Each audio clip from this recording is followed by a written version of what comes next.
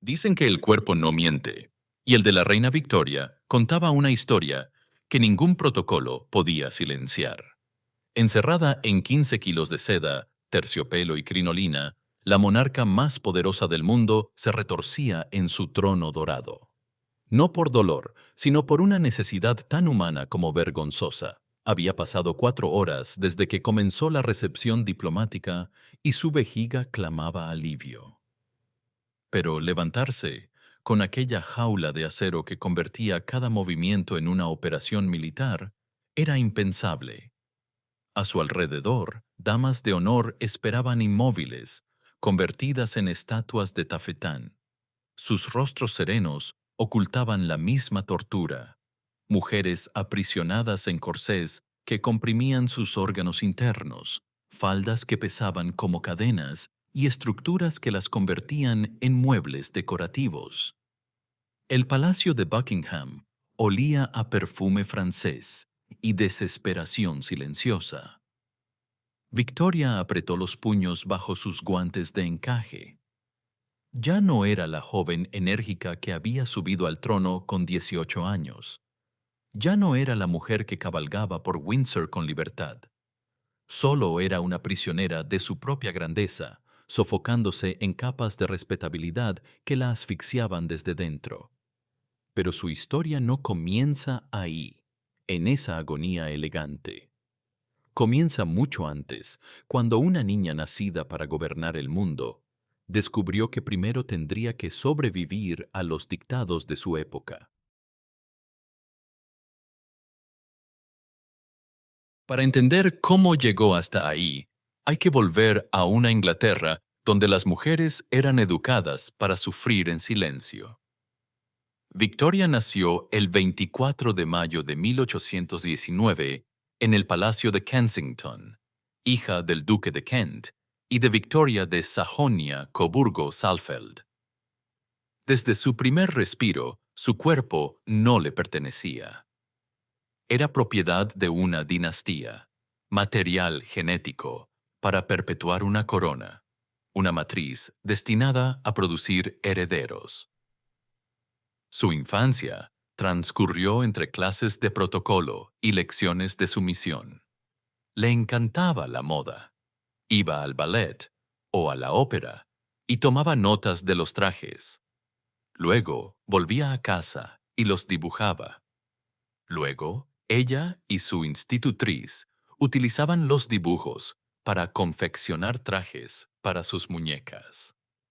Pero cada vestido que diseñaba para sus muñecas era un ensayo de su futura prisión.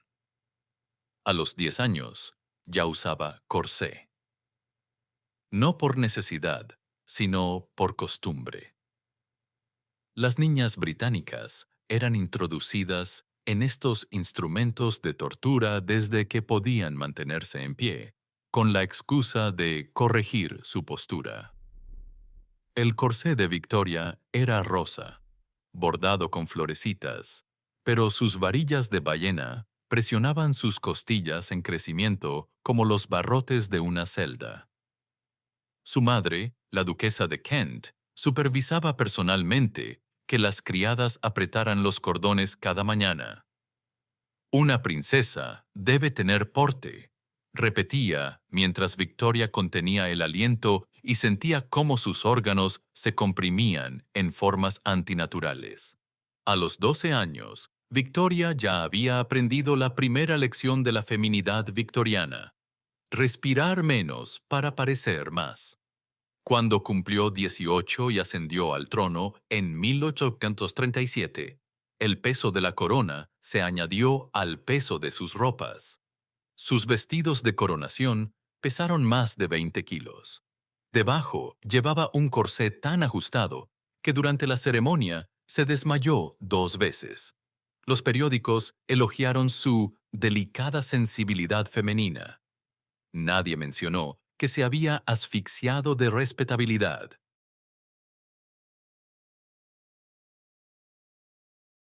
La transformación definitiva llegó con el matrimonio. Cuando Victoria se comprometió con Alberto de Sajonia-Coburgo-Gotha en 1840, no solo eligió marido, Eligió una condena vestimentaria. Para la ceremonia, renunció a la toga real y se puso un vestido como muchas jóvenes novias de la época.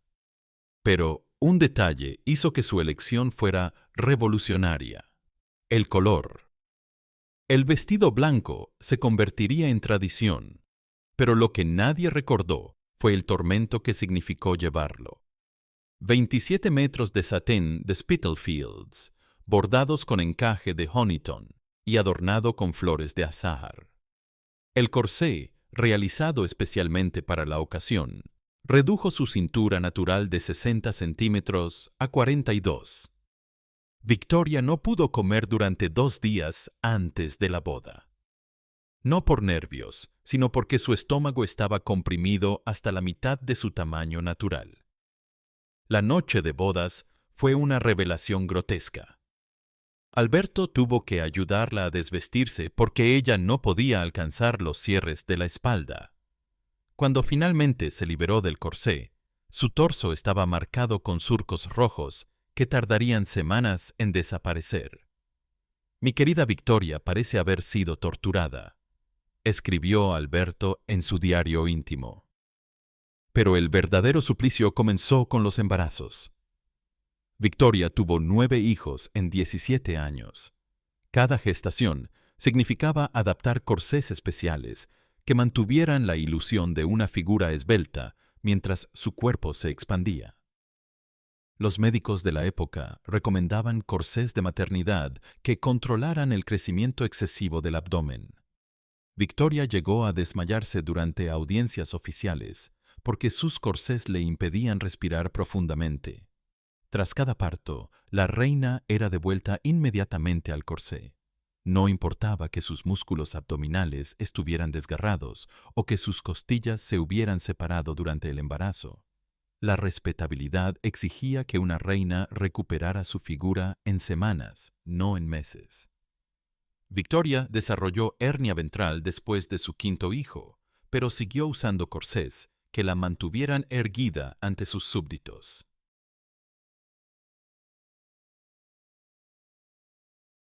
Sin embargo, el corsé era solo el comienzo de la pesadilla vestimentaria. La verdadera revolución del horror llegó con la crinolina en 1850. La crinolina fue la moda más peligrosa de toda la historia. El armazón de la falda causaba lesiones, impedía el movimiento y en más de una ocasión acabó en llamas. Victoria adoptó esta moda con entusiasmo, sin sospechar que se estaba convirtiendo en prisionera de su propia vanidad. Las crinolinas reales llegaron a medir 2,5 metros de diámetro. Para atravesar una puerta, Victoria necesitaba girar de lado y comprimir la estructura metálica, un proceso que requería la asistencia de 2 criadas y varios minutos de maniobras. Pero el verdadero tormento comenzaba con las necesidades corporales más básicas. Crinolines are malleable and lightweight. Victorian women could easily press them together to pass through doorways or lift them up to sit on furniture. When in comes to using the restroom, there are a few options, pero esas opciones eran una burla cruel para mujeres envueltas en capas de tela y metal. Victoria, como todas las mujeres de su época, usaba drawers, una especie de calzones divididos que se abrían en la entrepierna. Split-crotch drawers would do little in terms of protection during menstruation. Surviving discussions on this topic can be found in medical publications. Durante sus periodos menstruales, la reina debía permanecer inmóvil durante horas, con trapos empapados en sangre presionados contra su cuerpo por bandas de tela. Los actos oficiales se convertían en torturas refinadas. Durante la apertura del Parlamento de 1856, Victoria permaneció sentada durante 6 horas consecutivas. Al finalizar la ceremonia, sus piernas estaban completamente entumecidas y tuvo que ser llevada en brazos a sus aposentos privados, donde finalmente pudo aliviar su vejiga en un orinal de porcelana que requería la ayuda de 3 doncellas para posicionarse correctamente bajo la crinolina. Los médicos de la corte comenzaron a documentar lo que llamaron Males de la respetabilidad. Victoria sufría infecciones urinarias recurrentes por retener la orina durante horas.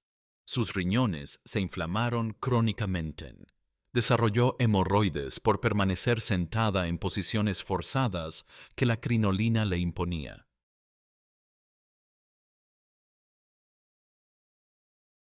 Mientras Victoria modelaba esta tortura ante Europa, la industria de la moda femenina se expandía como una plaga lucrativa.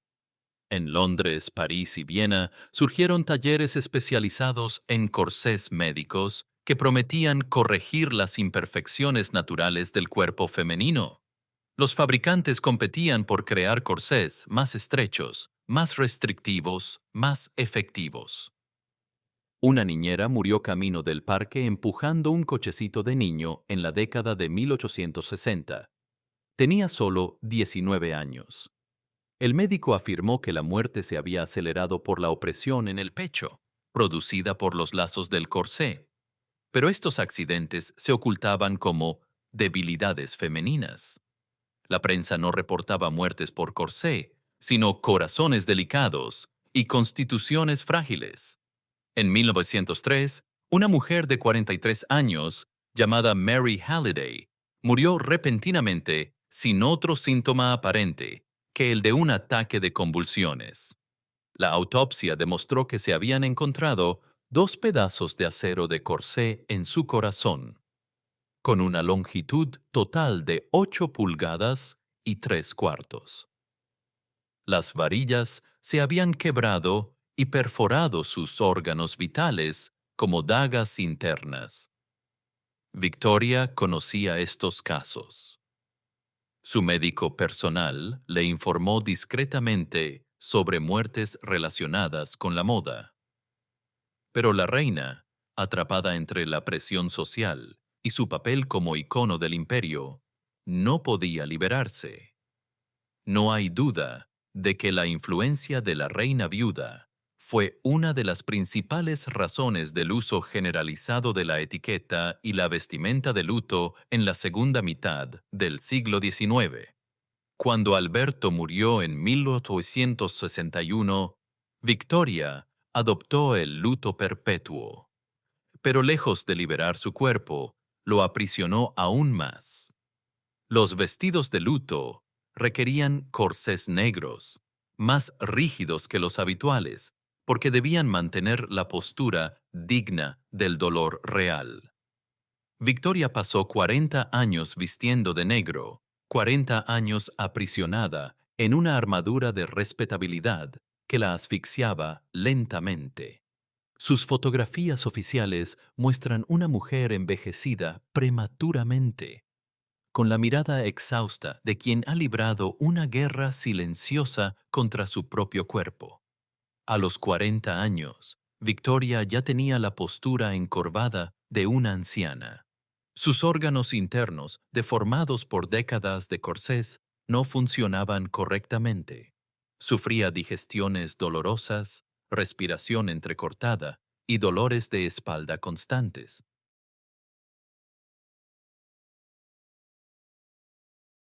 Pero las mujeres victorianas no eran víctimas pasivas. En la clandestinidad de sus tocadores, desarrollaron una ingeniería de supervivencia que rayaba en lo heroico.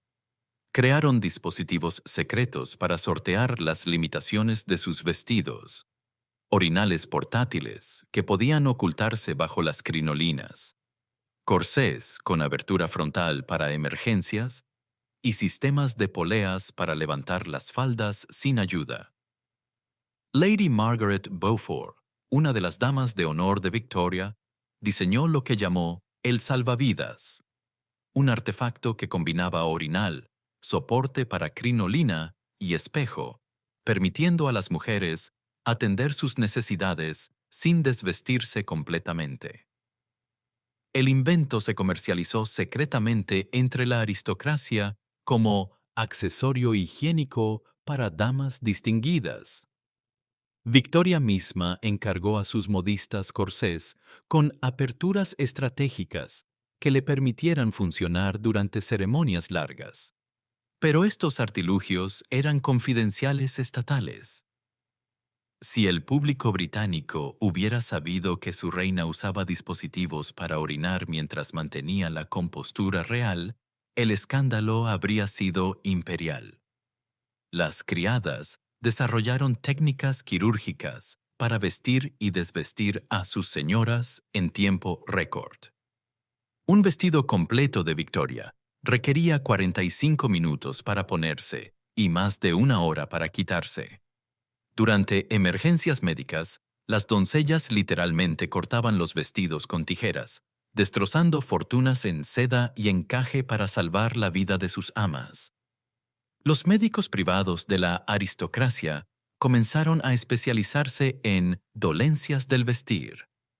Trataban prolapsos uterinos causados por corsés, deformaciones óseas por crinolinas y trastornos digestivos por compresión abdominal. Pero estos médicos firmaban contratos de confidencialidad. La salud femenina se había convertido en secreto de Estado.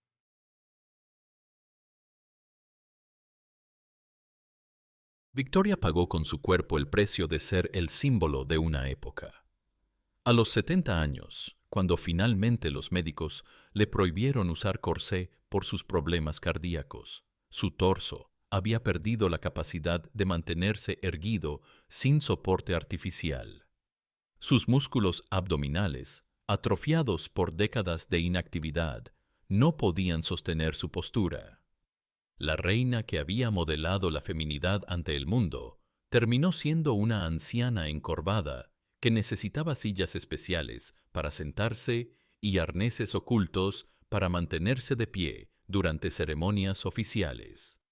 Su vestuario real tuvo que ser rediseñado para ocultar su deterioro físico, creando la ilusión de una monarca digna, cuando en realidad sostenían a una mujer quebrada por su propia imagen. Durante sus últimos años, Victoria confesó en cartas privadas a su hija mayor: «He sido prisionera de mis propios vestidos más tiempo del que he sido libre. Mi cuerpo es el precio que pagué por ser reina en una época que odiaba a las mujeres, pero adoraba la feminidad». Sus últimas fotografías la muestran vestida con sedas negras que ocultan corsés ortopédicos. Sonríe levemente, pero sus ojos reflejan el cansancio de quien ha luchado una guerra de 60 años contra la tela, el metal y las expectativas sociales. Victoria murió el 22 de enero de 1901, asfixiada por la neumonía, pero también por décadas de respirar a medias.